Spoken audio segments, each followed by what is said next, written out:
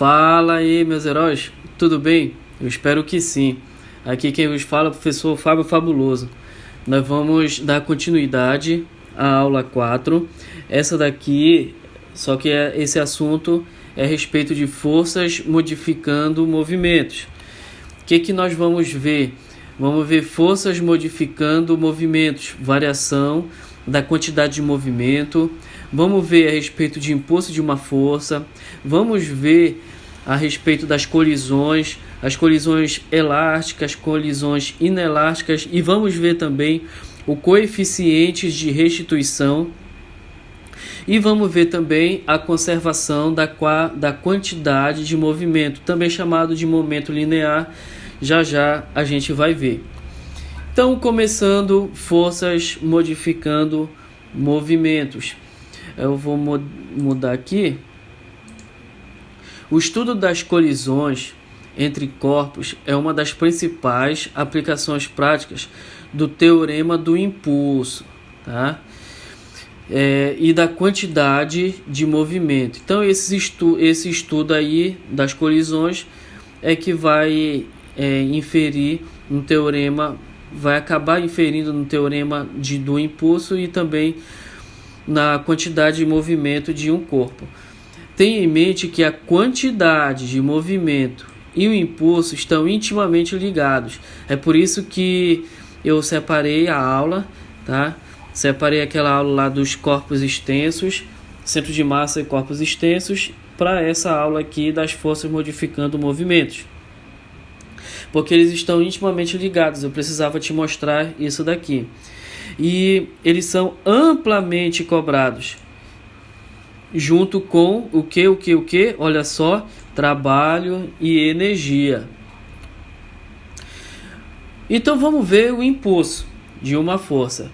Impulso da força é definido por essa multiplicação da força aplicada a um corpo, também com o intervalo de tempo. Então é essa multiplicação da força aplicada pelo intervalo de tempo. Isso vai me dar um impulso.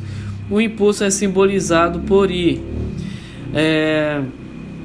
Quanto às unidades, vamos analisar. Bom, força tem a unidade no sistema internacional de Newton. E o tempo tem como unidade no sistema internacional o segundo. Então, o impulso tem como unidade no sistema internacional o Newton vezes segundo. Continuando, vamos fazer essa questão. Facinha, rápida. Assinale a opção que apresenta a mesma dimensão, ou seja, quando ele fala em dimensão aqui, ele fala das unidades. Então, assinale a opção que apresenta a mesma dimensão da medida de impulso de uma força. Então, o impulso de uma força. Será que é aceleração vezes massa, aceleração vezes massa vezes comprimento, velocidade vezes intervalo de tempo é igual a dividido pela massa, aceleração vezes intervalo de tempo vezes a massa, ou velocidade vezes intervalo de tempo vezes a massa. Vamos olhar aqui com calma. O impulso é a força vezes o intervalo de tempo, certo? A unidade de força Newton e a unidade de tempo segundo. Tudo isso no sistema internacional. Como a força é a massa vezes a aceleração, unidade de massa quilograma. Unidade de aceleração é o metro por segundo ao quadrado. E esse segundo, continuando aqui. Aí o que acontece?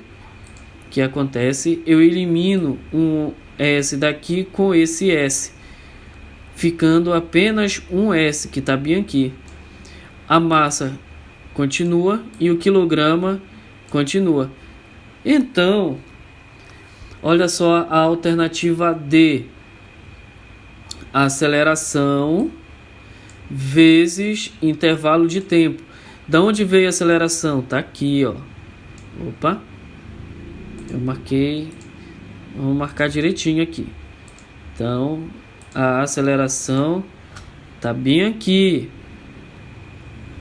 Vezes intervalo de tempo, tá onde? Tá aqui. Vezes a massa. Olha aqui a massa. Olha aqui a massa.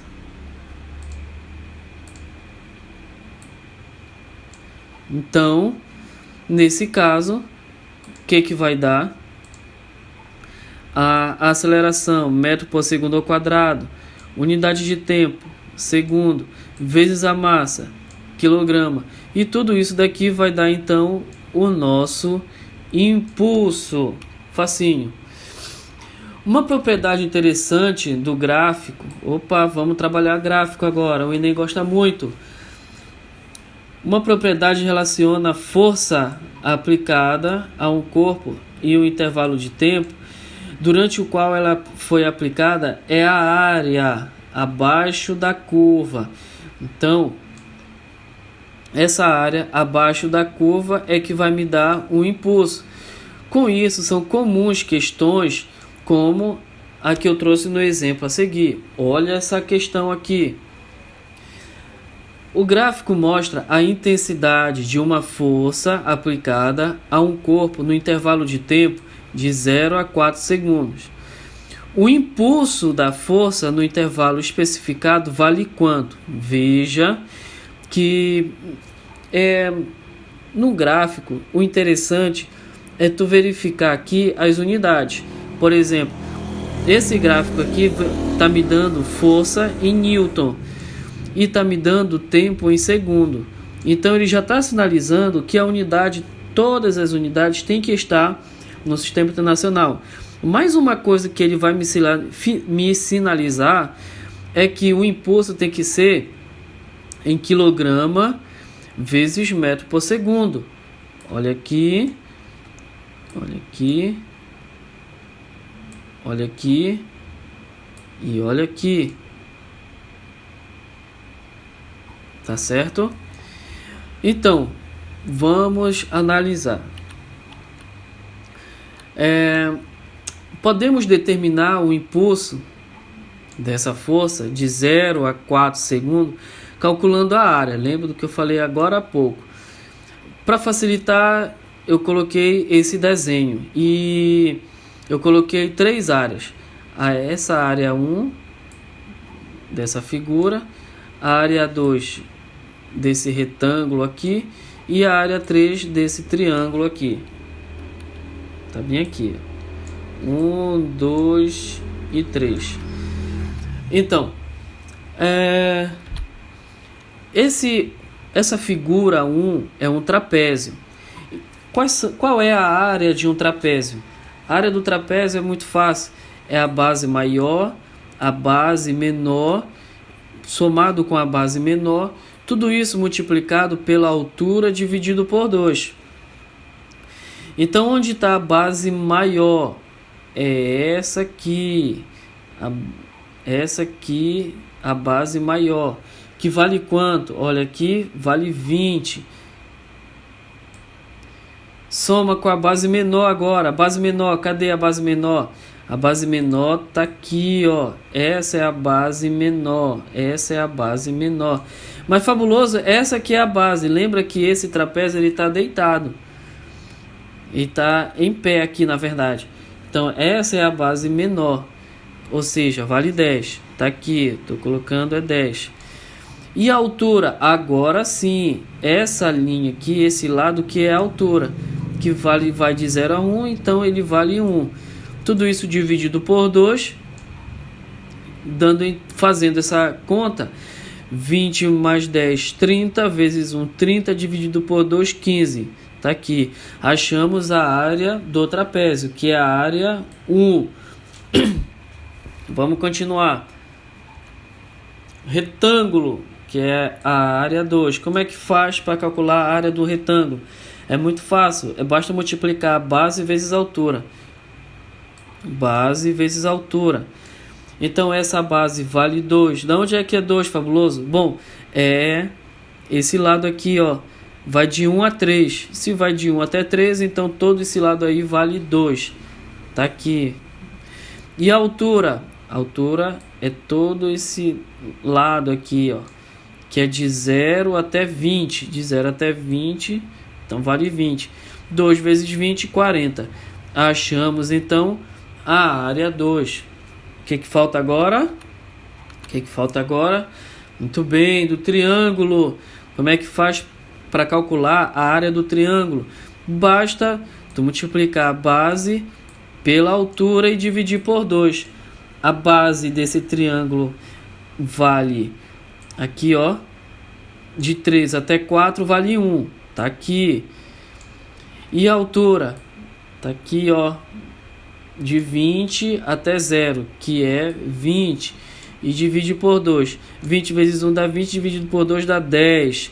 Achamos a área 3.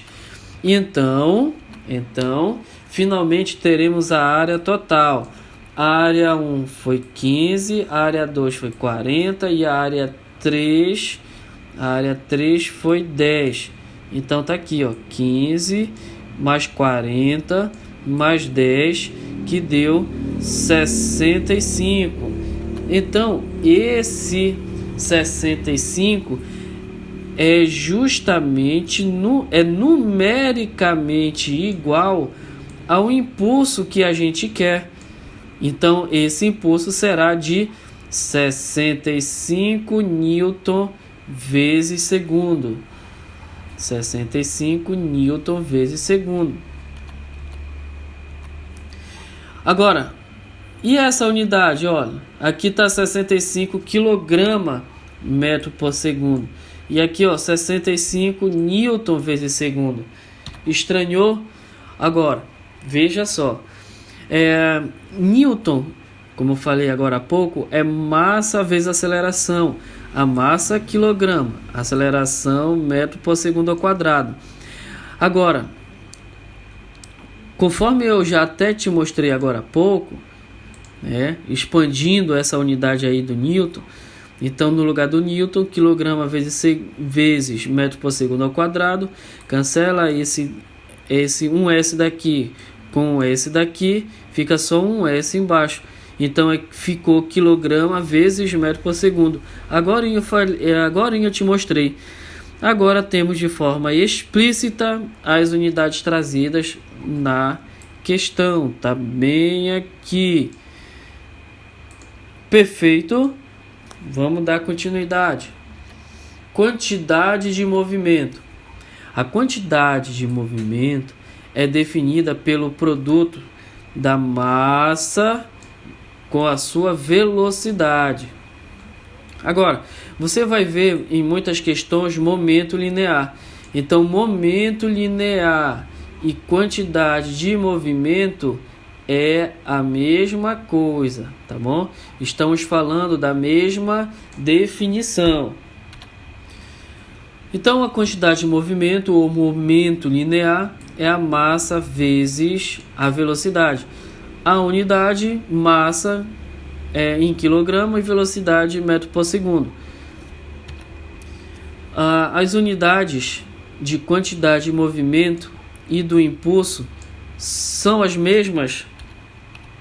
Então você vai ver que são, olha só, no final das contas vai dar a mesma unidade, quilograma vezes metro por segundo. Só se você expandir, mas só que na questão eles utilizam muito newton vezes segundo. Então só fica atento nessas duas coisas aí, tá? O impulso produzido pela força resultante atuando em um determinado corpo é congruente, ou seja, é exatamente igual à variação da quantidade de movimento desse mesmo corpo. Então isso daqui é o teorema do impulso. O que é o teorema do impulso? É a relação entre a quantidade de movimento e vamos lá de novo. O teorema do impulso é exatamente igual a variação da quantidade de movimento. Então, quando há a variação da quantidade de movimento, ele é numericamente igual ao impulso. Como a massa e o tempo são grandezas escalares, então essa massa aqui vai ser o teorema do impulso, que é a força vezes tempo, vai ser justamente a massa vezes a variação da velocidade. Tá bom? Agora, vamos fazer essa questão aqui. Um professor misterioso, que é o quarto Dan em Karatê, aplica um Maigeri. Eu não sei se pronuncia assim, que se não for assim você me corrige, você que conhece, que é o chute frontal na canela de um adversário e atinge o alvo com uma velocidade de 14 metros por segundo. Seu pé para após 3 milissegundos. Suponha que durante o choque o pé do atleta é independente do resto do corpo e tem massa 1,2 kg. Qual o módulo da força média em kilonewtons em que o pé exerce sobre a canela do pobre adversário? Tá aqui as alternativas. Desconsidere as forças dissipativas. Então, só lembrando, enquanto estou nessa tela, lembrando que esse M é de mili. Lembra? Milímetro, mililitro, miligrama, aqui milissegundo. E aqui é o quilograma, quilolitro, quilômetro, então kilonewtons. Vamos lá então. Podemos adotar o sentido da velocidade inicial do pé do atleta como nosso referencial positivo. Tá bom? Primeira coisa, vamos adotar o sentido do pé do atleta. A variação da quantidade de movimento é equivalente ao impulso produzido. Lembra do teorema impulso, quantidade de movimento? Tá aqui. Então o impulso vai ser exatamente igual à variação da quantidade de movimento. Em módulo, então, olha só. Esse módulo é justamente porque nós vamos trabalhar apenas com número, e esse número será positivo. O impulso é a força vezes o tempo. Quantidade de movimento, já expandindo, essa quantidade de movimento expandindo, como é grandeza escalar, então a massa sai e só fica a variação da velocidade. Por isso que ficou m vezes ΔV. Continuando, variação de velocidade é a velocidade final menos a velocidade inicial. E o resto aqui continuou o mesmo. Outro. Como o pé do atleta ele vai parar, olha aqui, seu pé para. Então, como o pé dele vai parar, então essa velocidade final será zero. Olha, já está melhorando aqui a situação. Então, quando eu multiplicar o m vezes zero, esse termo aqui vai ser zero. Só vai restar a velocidade inicial. Então, por isso que ficou m vezes a velocidade inicial. Botando esse ΔT que está multiplicando, botando ele para dividir, então toda essa expressão ficou dessa forma. A força será a massa vezes a velocidade inicial dividido pelo tempo. Então vamos colocar a numeração.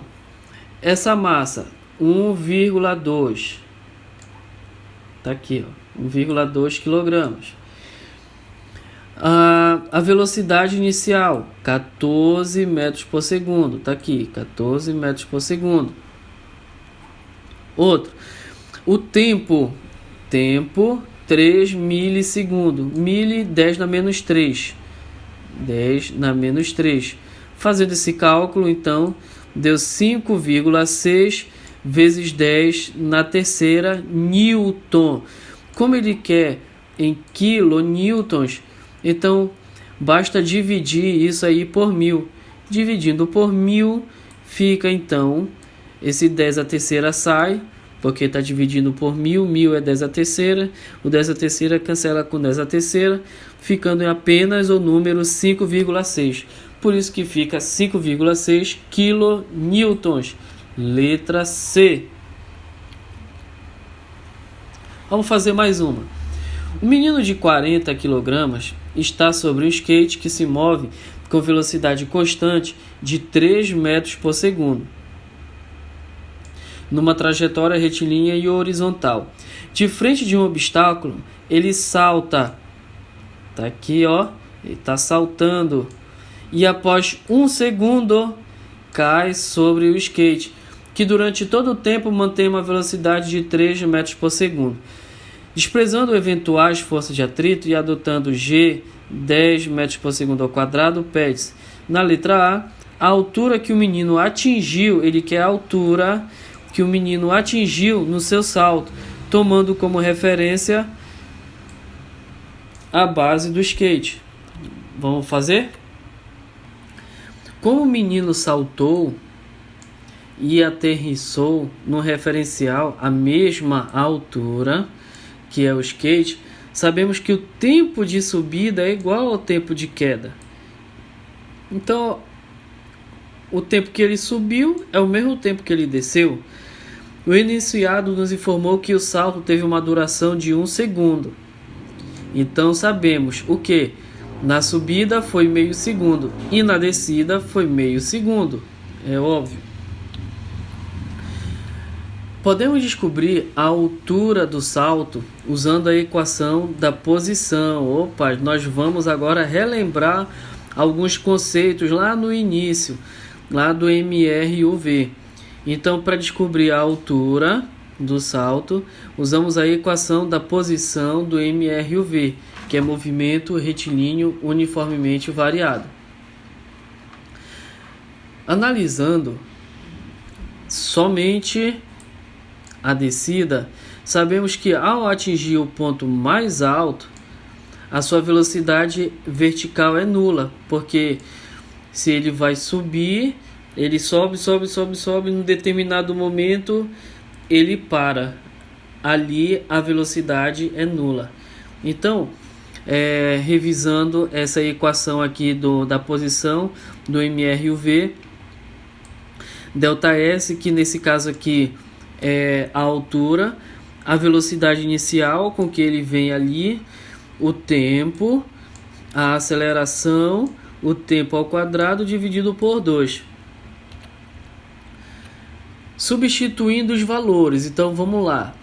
Essa velocidade inicial aqui, porque é só o tempo de queda, então no tempo de queda a velocidade lá em cima é nula, por isso que essa velocidade aqui foi 0.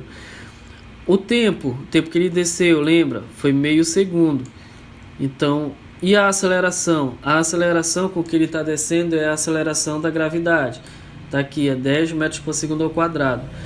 E o 0,5 ao quadrado, que é t ao quadrado, daqui, tudo isso dividido por 2. Fazendo esses cálculos, 5 dividido por 4 dá 1,25 metros. Então, ele subiu 1 metro e 25 centímetros. Beleza. Agora perceba que a questão nos forneceu 2 algarismos significativos. Eu deixei isso daqui de propósito para ver. Olha só, 3,02 algarismo significativo, 1,0, 2 algarismo significativo, 3,0 também. Então aqui nós temos 3 algarismos significativos. Então vamos arredondar isso daqui para 2. Arredondando, isso daqui dá aproximadamente 1,3. 1,3 metro. Agora olha só a letra B. Ele quer na letra B a quantidade de movimento do menino no ponto mais alto da sua trajetória. Então ele quer a quantidade de movimento no ponto mais alto da sua trajetória. Como lá em cima a velocidade vertical é nula, então teremos nesse ponto somente a velocidade horizontal, a velocidade do x. Então tu imaginar o gráfico aqui cartesiano, aqui é o y e aqui é o x. Então na vertical é nula, que ele chega aqui em cima é zero, mas só que ele continua o movimento, por isso que no x ele tem uma velocidade. Então por isso que a componente x, nesse caso aqui, é 3 metros por segundo. Da onde que veio isso, fabuloso? Veio daqui, olha. A velocidade com que ele vem deslizando no skate é 3 metros por segundo. Por isso que a componente da velocidade no eixo x é 3 metros por segundo. Beleza, então. Como ele quer a quantidade de movimento, e já sabemos que a quantidade de movimento é massa vezes a velocidade, a massa dele está bem aqui, é 40 kg. Só substituir os valores. E a velocidade, a gente viu, é 3. Então 40 vezes 3 dá 120. Colocando isso em notação científica, fica 1,2 vezes 10 ao quadrado. E a unidade de quantidade de movimento, quilograma vezes metro por segundo. Essa aí é a resposta da letra B. Então, continuando aqui na quantidade de movimento, vamos ver o movimento linear de um sistema de partículas.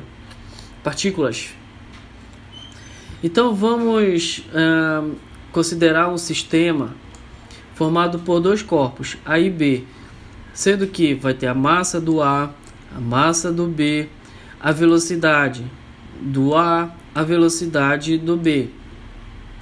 Então, nesse sistema, a quantidade de movimento pode ser calculado somando o momento linear de cada um. Então, se o sistema for formado por corpos A e B, então tu calcula a quantidade de movimento do A, calcula a quantidade de movimento do B. Somando essas duas quantidades, então vai ser o momento linear do sistema, ou a quantidade de movimento do sistema. Fácil, né? Agora, quanto à conservação da quantidade de movimento. Agora, continuando, seja dois corpos, A e B, um sistema formado por dois corpos. Se não existirem forças externas atuando no sistema, então vamos ter um sistema isolado. Nós já tivemos uma aula dessa, em que o sistema, a gente está considerando o sistema isolado. E a quantidade de movimento permanecerá constante. Então, quantidade de movimento é uma quantidade que se conserva, mas só vai se conservar se não tiver força externa, se não tiver força dissipativa. Que forças dissipativas são essas?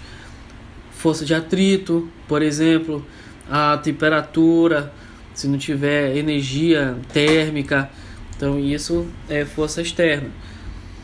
Então a quantidade de movimento final vai se conservar com a quantidade de movimento inicial.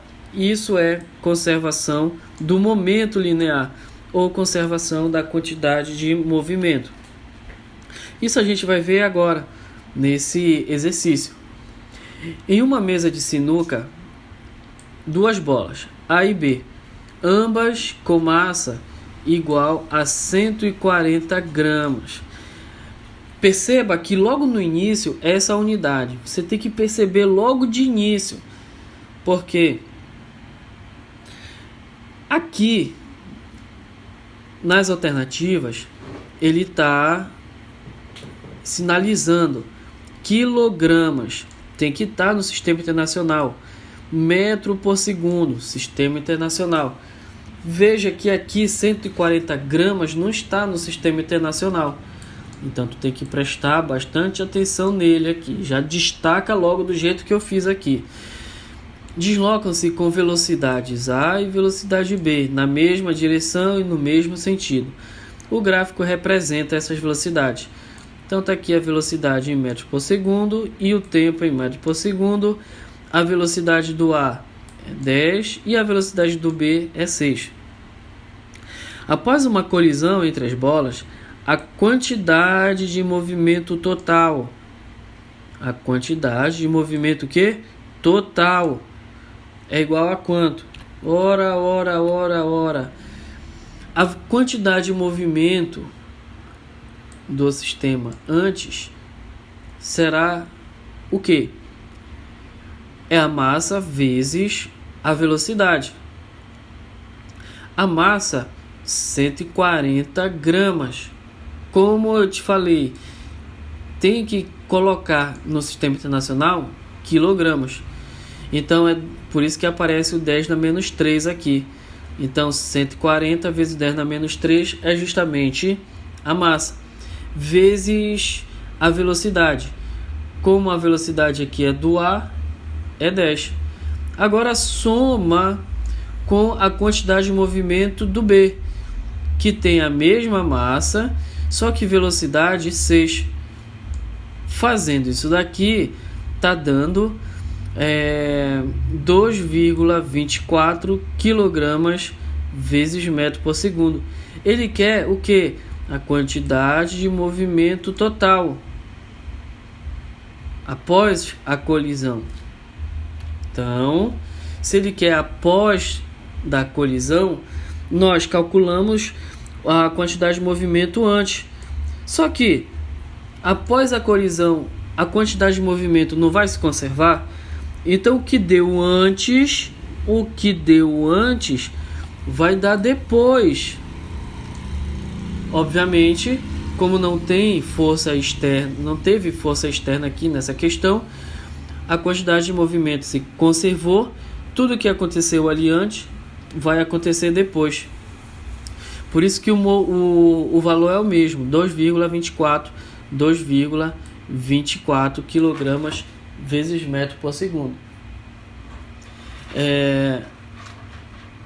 Beleza. Dá uma pausa aqui. Parabéns. Já? 14 anos. Ah, tá. De nada. E boa noite. Boa noite. Ei, Dias. Passei. tá branco. Tá branco? Tá. Continuando. Agora vamos ver colisões. Choques ocorrem quando se dá o contato físico entre dois ou mais corpos. Uma pessoa usando taco para rebater uma bola, dois veículos colidindo. Qualquer situação que envolva uma mudança violenta do momento de um corpo é considerado uma colisão. Antes da gente se aprofundar, vamos ver o seguinte: choque elástico e choque inelástico. Então, toda vez que você ouvir falar de colisões, temos duas a se destacar: as colisões elásticas e as colisões inelásticas. Em um choque elástico, os corpos envolvidos se separam após o contato.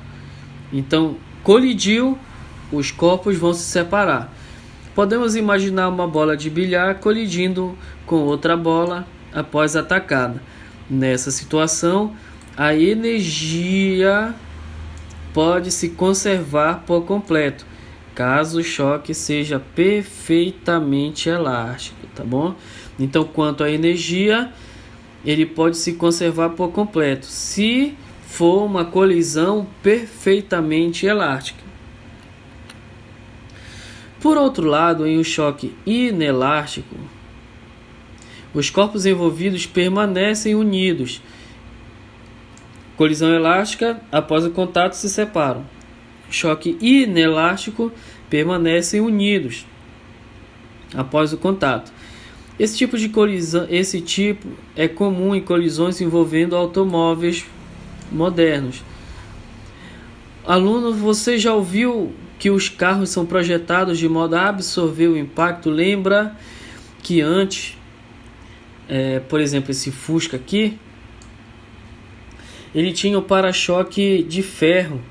E hoje em dia nos automóveis modernos, os para-choques eles são feitos de um material que parece plástico. Então foi feito para amassar mesmo, porque amassando você diminui o tempo de você aumenta o tempo de contato e diminui a força. Lembra que o impulso é força vezes tempo. Se eu aumento, então lembra que vou melhorar aqui. Lembra que força, que impulso, vou melhorar aqui. Então vamos lá. Lembra que impulso é a força vezes tempo. Então, quando eu diminuo, quando eu aumento o tempo de contato, ou seja, quando o para-choque era feito de ferro, então o tempo de contato era pouquíssimo. Agora nos automóveis modernos, o para-choque ele é feito de plástico. O que acontece? Aumenta o tempo de contato. Quando aumenta o tempo de contato, a força diminui. Então, ao se deformarem, os veículos consomem a energia da colisão, diminuindo as variações bruscas do momento às quais os nossos corpos estariam sujeitos e possivelmente salvando nossas vidas, certo? Se liga, deixa eu apagar aqui para não ficar poluído. Se liga, meus heróis, se liga. Em uma colisão inelástica, ocorre a maior perda de energia durante a colisão. Por outro lado, em uma colisão perfeitamente elástica, a energia pode se conservar por completo, de acordo com o que a gente viu agora há pouco. Colisão perfeitamente elástica, a energia pode se conservar. Colisão inelástica, ocorre uma maior perda de energia. Então vamos considerar esse esquema. Colisões inelásticas. Antes da colisão nós temos esse corpo aqui com uma certa velocidade inicial e na mesma direção e sentido contrário nós temos esse outro corpo com uma velocidade inicial aqui qualquer. Depois da colisão, lembra que é uma colisão inelástica. E vai ficar junto. Depois da colisão, os dois ficam juntos. E então, eles seguem o caminho aqui com uma velocidade qualquer, uma velocidade final. Então, duas esferas de massa A e B. E antes de colidirem, as suas velocidades são VA inicial e VB inicial. Depois da colisão, andarão em conjunto com uma velocidade Vzão final, conforme essa figura aí. Olha só, a quantidade de movimento vai se conservar. Então a quantidade de movimento inicial vai ser exatamente a quantidade de movimento final. Expandindo essa equação, a quantidade de movimento inicial é mv. Então é mv inicial, a massa do A e o V do A inicial, menos, porque é um sistema, né? A massa do B, a velocidade do B inicial. Então veja que a gente está trabalhando aqui com o sistema de partícula. Então, primeiramente, o sistema é o que? Dois corpos, o A e o B. Então, por isso que eu preciso calcular a quantidade de movimento do A e a quantidade de movimento do B.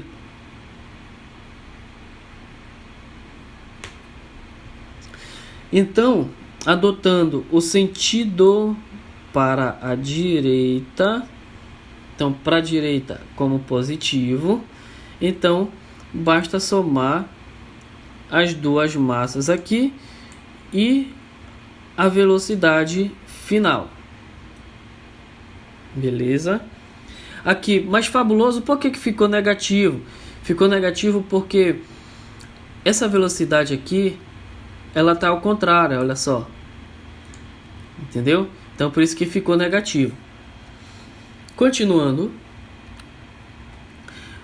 Note que o sinal de V final nos dirá qual o sentido da velocidade dos corpos após a colisão. Em uma colisão inelástica, ocorre grande perda de energia cinética durante o choque. E por isso a energia cinética do sistema é maior antes do que no final. Então, qual é a maior energia cinética? No início ou no fim?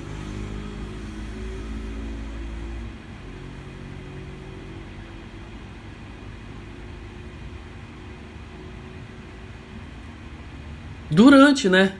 Te peguei. Durante a energia.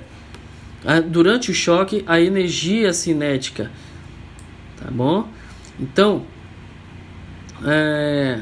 e por isso a energia cinética do sistema é maior antes do que no final. Para determinarmos o quanto foi perdido de energia, basta efetuarmos a seguinte diferença. Então, para calcular a energia que foi perdida, basta pegar a variação da energia cinética, que é a energia cinética final menos a energia cinética inicial. Isso vai dar o resultado da perda de energia durante a colisão. Energia cinética é a massa vezes a velocidade ao quadrado dividido por 2. Então, nesse sistema, a massa do A mais a massa de B, tá aqui, olha, vezes essa velocidade final ao quadrado, ainda menos a massa mais esse termo aqui com esse termo aqui, que é a energia cinética inicial. Energia cinética inicial. Isso daqui vai dar a energia cinética perdida, beleza? Continuando. Agora para a colisão elástica. Na colisão elástica é o mesmo esquema aqui, os dois corpos, as velocidades inicial e do A e a velocidade inicial do B. Como é uma colisão elástica, então eles vão se separar depois da colisão. As mesmas duas esferas, A e B, de massa A, massa B, antes de colidirem, suas velocidades também são velocidade inicial do A, velocidade inicial do B. Depois da colisão, serão VA final e VB final, conforme essa figura aí. A quantidade de movimento inicial vai se conservar, vai ser igual à quantidade de movimento final, e expandindo aqui novamente, igualmente como a gente fez anteriormente, prestando atenção nesse sinal.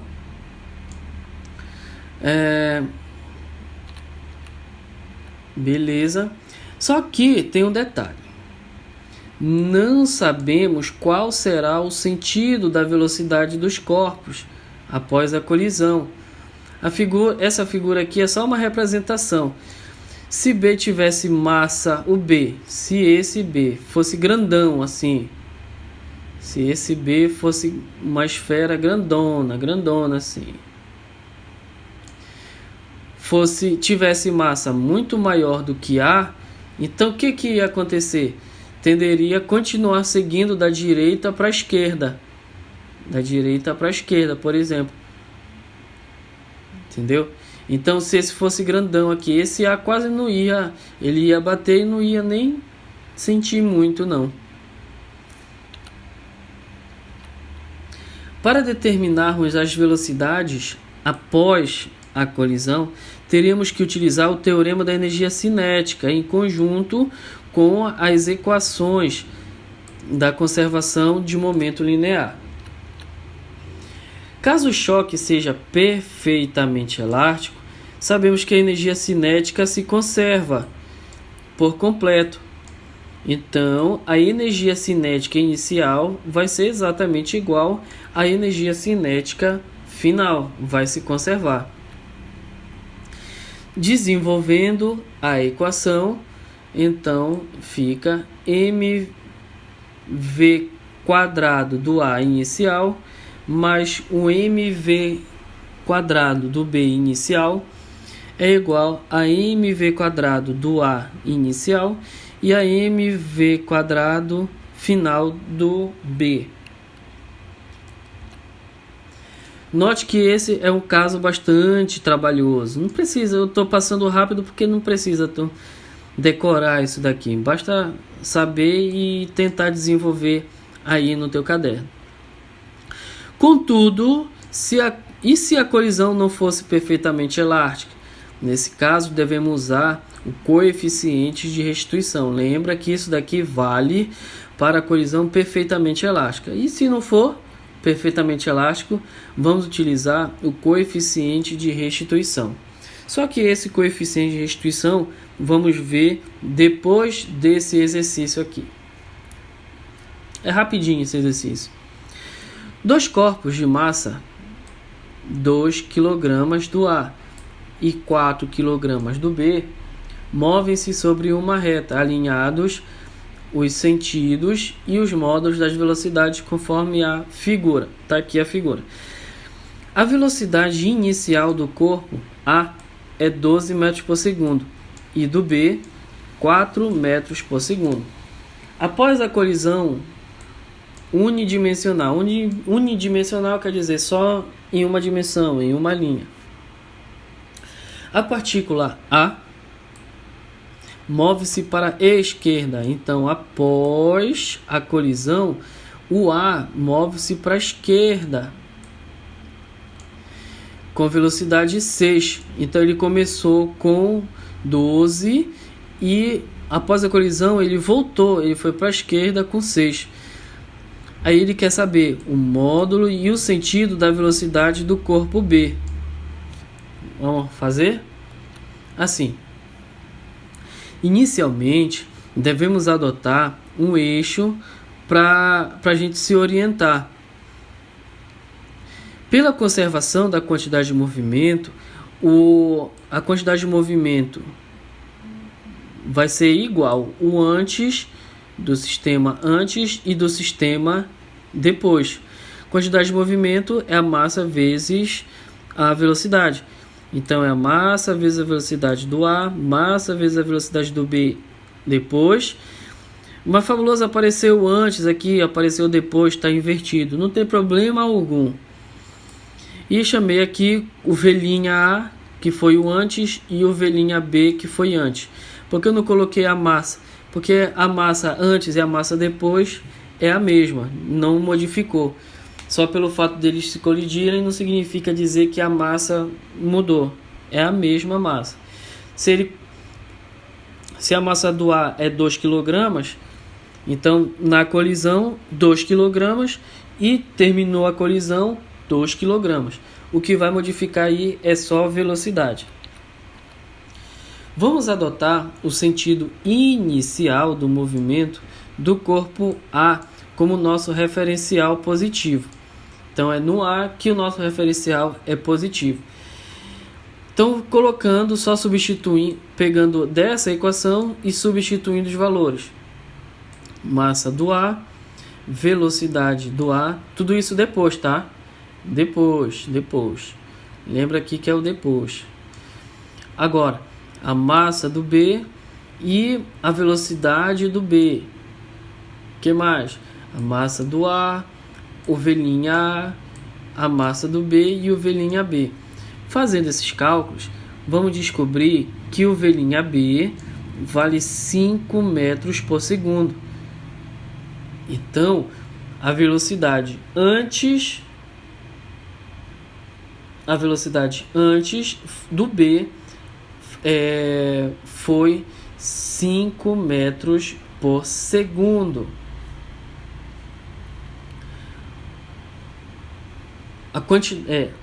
5 metros por segundo. O sinal positivo indica que B se move para a direita após a colisão. Lembra que o nosso referencial era o corpo A? Então, como ele ficou positivo, ele continuou para a direita, o mesmo sentido do corpo A.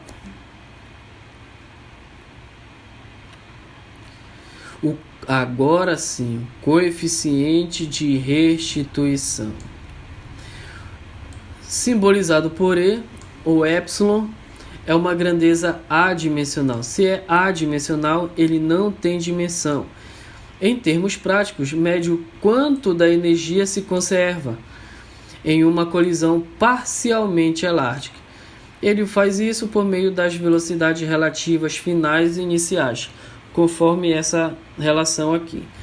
Então, esse E, isso aqui é uma letra grega chamada de epsilon, é a divisão da velocidade relativa de afastamento e a velocidade relativa de aproximação. A velocidade relativa de afastamento será o quê? A velocidade do B final menos a velocidade do A final. E a de aproximação é a inicial do A e a inicial do B. Fazendo esse quociente, a gente acha o coeficiente de restituição. Mas olha só, o que esse coeficiente de restituição vai nos dar? Vai nos dar isso daqui, ó. Se o coeficiente for igual a 1, então o choque vai ser perfeitamente elástico e a energia se conserva por completo. Se o epsilon estiver entre um valor 0 aberto e 1 aberto, então esse choque foi parcialmente elástico e houve alguma perda de energia. E se o coeficiente de restituição for 0, significa dizer que o choque é inelástico, ocorre a maior perda de energia. Ok? Olha só essa questão. No domingo ensolarado, o professor Fábio Fabuloso joga uma bola com seu filho na orla da cidade de Breves. No auge da sua habilidade, o mestre chuta a bola em direção à rua e ela se choca com um caminhão que trafegava por ela. Por transportar uma carga extremamente pesada, o veículo trafega a uma velocidade de 54 km por hora. Sabendo-se que a bola atinge a traseira do caminhão perpendicularmente com velocidade de 72 km por hora, em relação ao solo, qual o módulo da velocidade horizontal em metros por segundo? Faltou. Então, só faltou aqui em metro por segundo. Só faltou escrever isso daí, mas não tem problema. Então ele quer em metro por segundo. Veja essa unidade que está atrapalhando e veja que essa unidade está atrapalhando. Então como é que transforma de quilômetro por hora para metro por segundo? Basta dividir por 3,6. Então pega 54, divide por 3,6, pega o 72 e divide por 3,6. 54 dividido por 3,6 dá 15. Então isso daqui é 15 metro por segundo. 72 dividido por 3,6 dá 20.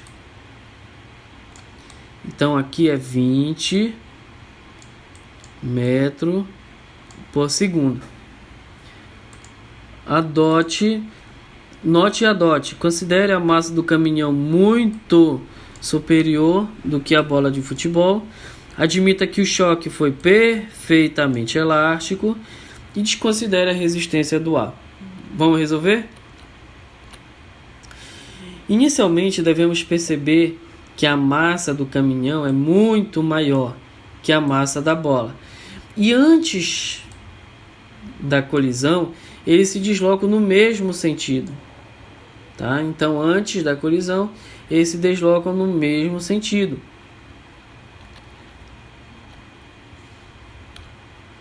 Nesse caso, pela diferença tamanha entre a massa dos dois corpos, a velocidade do caminhão permanece praticamente inalterada. Portanto, olha só o coeficiente de restituição. Essa velocidade aqui, logo após, vai ser justamente a velocidade, que eu estou chamando aqui de V', a velocidade da bola mais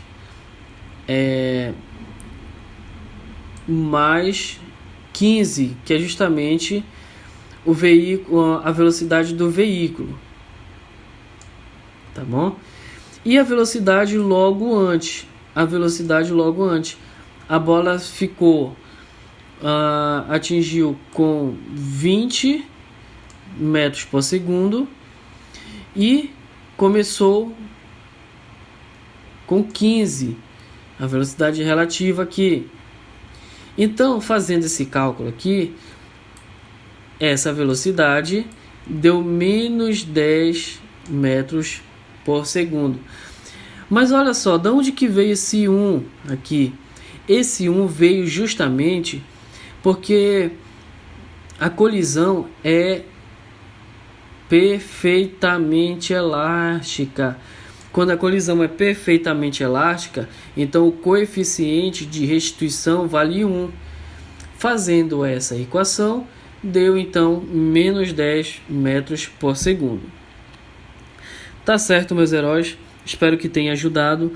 E no próximo vídeo nós vamos fazer um apanhado geral, um resumo geral, e eu vou te apresentar um mapa mental muito bacana. Tá certo? Até a próxima.